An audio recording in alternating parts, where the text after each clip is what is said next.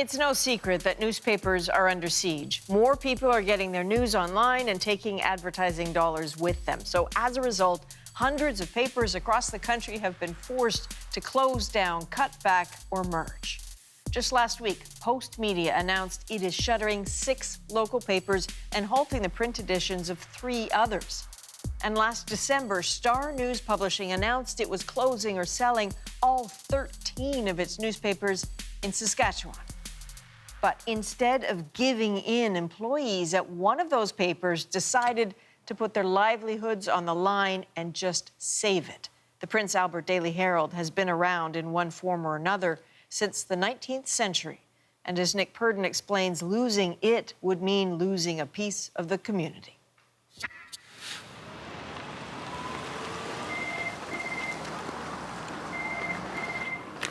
Good afternoon, Daily Herald. Hey, so what are you guys working on? Okay, your Crime Stoppers is filled? Yeah, I think Sharon got the last spot filled today. Right on. Woohoo. It's Tuesday morning at the Daily Herald in Prince Albert, Saskatchewan. I was thinking the logo is simple, it's easy, quick and easy to do. The sales meeting is underway, and the agenda is really pretty simple. Sell enough ads in the upcoming grad edition to keep the paper afloat. So like these are the ones for 3, these are for 5, and then It's a keepsake, full color, 24 pages. we have to make sure we make money on it. Yeah. The reality is newspapers are dying all over the world. And this past winter, Prince Albert's Daily Herald was on the brink. But then something incredible happened. To save the paper, the employees bought it and took it over. That was a little scary at first, but it's actually really exciting. From day one when I started here 8 years ago, I've always loved it here.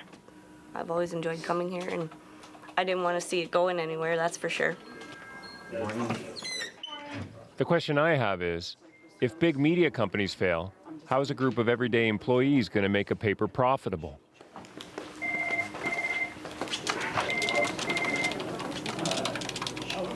So, Jason, I'm having you on the conference call at 1 with the premier. Premier's meetings. Not surprisingly, the day begins with the reporters getting together to figure out what to put in the paper. At 5, there's a recognition event for youth volunteers. It's at Pineview, I think. I sent you that too. But there's a difference now. The push since the takeover is to keep stories more local than ever. Game was last night, right? The idea being, if people in Prince Albert see themselves reflected in the pages of the Herald, they'll buy it. This is the different list than you were working off before. There are other differences too. Where else would you find the paper's new publisher training the new sales rep on the accounting software? So how come not everybody is on that list? Because not everybody does easy pay. We're not corporate. We don't have all the overhead. We don't have all that. It's like a mom and pop shop now. You know, everybody's in, like, you know, it's not just jobs. It's our life. And that's because this isn't just any paper. The Daily Herald and the town of Prince Albert have been together for a long time, more than 120 years. And in that time, PA, as the locals like to call it, has grown to be the 3rd largest city in the province. More than 35,000 people call it home.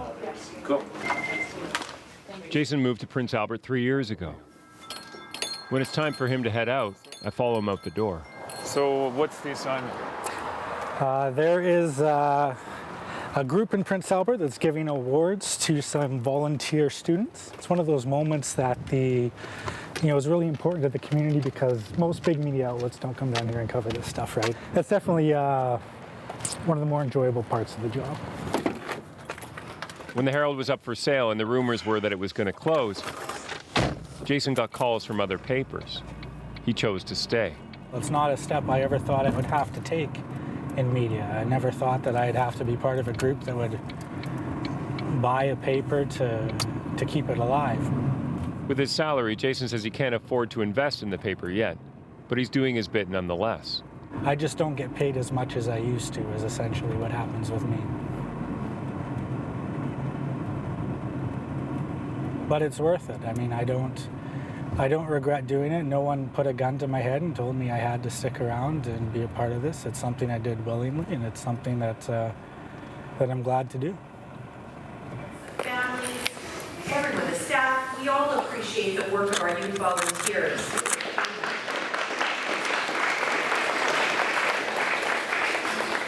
Can I get you all to just look at me real quick? And 1, 2, 3. Thank you very much for taking the time. Oh, thank you so much for being here to cover this. This is so fantastic. So how'd it go?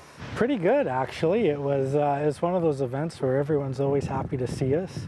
A lot of people. Jason grew up in Saskatoon and has lived in small towns all over the province. I've lived in communities where the rink is gone, the school is gone, the grain elevators have been torn down. Like, I've been in communities where they lost all this stuff and they don't recover. I'm not trying to be super negative here, but it's so hard to recover from that stuff. And so, to lose something big like a newspaper, I mean, it's something you just never want to see.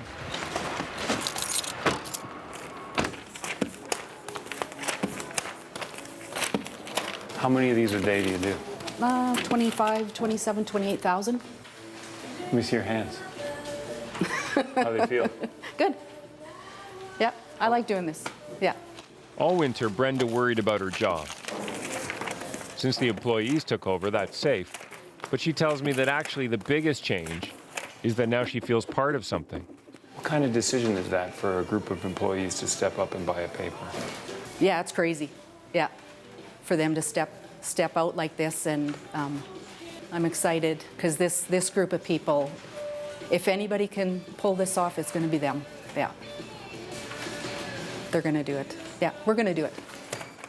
When everyone involved in a business is on board, that's got to give you a chance at success. This was way better. Way Still, better. Donna believes the paper will only survive if they follow her new golden rule. For these here, there's the landscapes. I'd like always a picture of a person on the front. Yes, Okay. I try. Okay. Some days. Because we need the faces in the paper, right? Yep. 50 faces? 50 faces. Yeah, that's our policy. Right, Jason? How many faces? 50 faces. Alrighty. I can tell you tomorrow, I'm putting the youth volunteers on the front. That's excellent. I'll pass. We want the community to be involved with their stories and their sports and the schools. That's how it used to be. And that's where it needs to be again. And that's how I think it can make it work, is just giving the paper back to the people. Hi. Hi, Peter. So, yeah, today. Good. And it seems to be working, because a local woman arrives at the paper with a story to tell. They said from day one, no money out of your pocket. When you win something, that's what the prize is.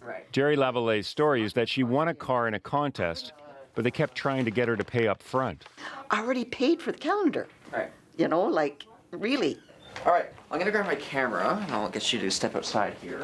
We'll go outside. It's a nice sunny day. Oh, beautiful. We go back a long way. Why did you turn to the local paper? Well, I figured they like community stories, and I figured that I'm from PA. I've been here all my life, and I wanted people in town to know. What does the paper mean to you? Well, we look forward to it every day. We have been subscribers forever and ever. Our kids were carriers when they were young. It just means a lot. I'm so glad that the employees took it over and kept it open, and it's very important. It keeps you kind of in touch with your town. What does a town lose when the paper shuts down? There's no connection anymore. It's just a sad thing. It's like losing your best friend. A small group of employees running a paper when media corporations can't? Oh my God. It's missing a 6. Seems like a David and Goliath pipe dream. But then you see it. Maybe reconnecting with their community, like the folks at the Herald are working so hard to do, can be a blueprint to stop newspapers closing across the country. Okay, thanks a lot. Bye-bye. All right. Nick Purdon, CBC News, Prince Albert, Saskatchewan.